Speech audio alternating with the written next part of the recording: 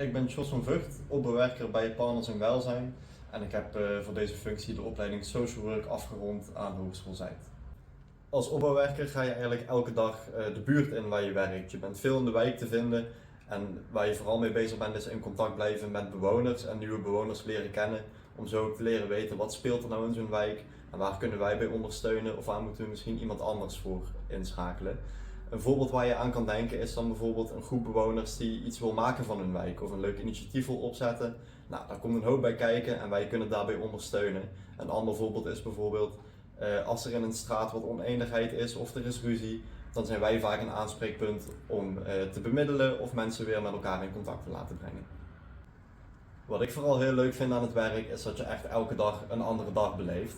Zo heb je de ene dag ontelbaar veel gesprekken met verschillende bewoners en dan krijg je allemaal verhalen mee die je anders niet zou horen. En een andere dag word je misschien op een wat emotionelere manier betrokken bij de wijk of ben je in overleg met partners zoals de politie of de gemeente en dat is ook altijd hartstikke interessant. Dus echt geen enkele dag is hetzelfde en mijn persoonlijke voorkeur is dat ik niet de hele dag op een kantoor hoef te zitten.